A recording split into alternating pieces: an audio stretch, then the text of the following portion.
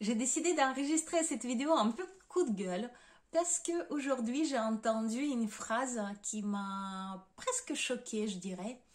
Une des connaissances à moi, entrepreneuse, m'a dit la marque personnelle, ça fait prétentieux. Si pour toi aussi la marque personnelle ça fait prétentieux, peut-être que cette vidéo est pour toi.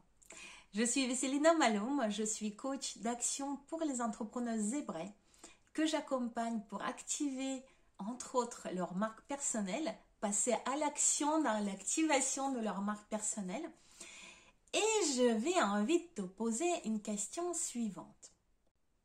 Quand tu vois des personnes inspirantes, comme par exemple David Laroche, Serge Marquis, Laurent Gounel, il y en a une multitude de personnes inspirantes qui sont connues, qui sont reconnues dans leur domaine, qui sont excellentes au niveau image, qui sont inspirantes. Je suis sûre que ce sont ce genre de personnes, tu as envie de les suivre, tu les applaudis avec de bon cœur. Tu n'as pas l'impression que c'est prétentieux. Pourtant, ces personnes-là ont leur marque personnelle. Elles ont développé leur branding. Tu sais exactement les sujets et la façon de se comporter, les mots qu'ils emploient. Tu vas les reconnaître. Tu vas reconnaître même si tu les entends juste, même si tu ne vois pas les vidéos. Ils vont s'habiller de la même façon. Tu vas voir sur leur site ou dans leurs vidéos les mêmes choses. En tout cas, ces personnes-là sont reconnaissables. C'est pas pour autant qu'elles soient prétentieuses. Ce qui voudrait dire que la marque personnelle, ce n'est pas forcément prétentieux. Tout dépend si derrière, il y a le fond.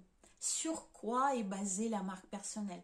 Évidemment, si la personne, c'est juste une bulle, tu touches, ça explose. Ce n'est pas vraiment une marque personnelle. C'est juste quelque chose qui était gonflé artificiellement comme une bulle de savon sans fondement. S'il n'y a pas d'expertise, la marque personnelle ne vaut rien et elle ne peut pas réellement durer. À un moment ou à un autre, généralement, ça craquelle, ça donne on voit que ça ne tient pas la route, ou alors la personne elle-même n'arrive pas à maintenir la marque personnelle, ou alors encore, il faut beaucoup d'argent, ce qui est possible aussi, beaucoup d'argent pour maintenir la marque personnelle qui ne vaut rien.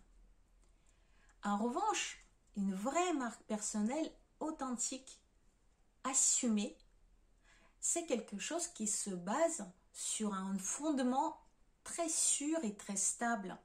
C'est pas basé sur rien, ça se base sur les compétences, sur les talents, sur la zone de génie, sur les façons de faire, sur la façon d'être authentique et vrai et durable.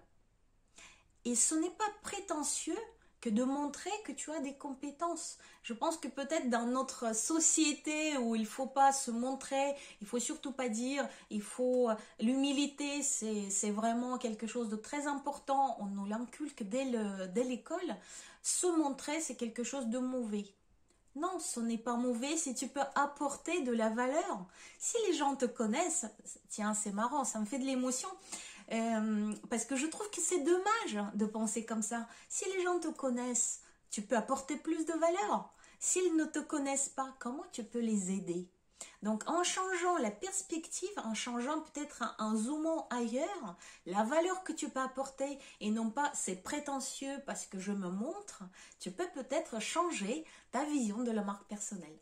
J'espère que je t'ai convaincu. Si cette vidéo t'a plu, n'hésite pas à la commenter. Ça m'intéresse vraiment et ça me plaît beaucoup de recevoir tes commentaires. Ça me donne aussi de la motivation pour t'en faire d'autres vidéos comme ça et parler de la marque personnelle. Si tu ne l'as pas encore fait, clique sur la cloche pour activer les notifications et abonne-toi à ma chaîne. À très bientôt. Ciao, ciao.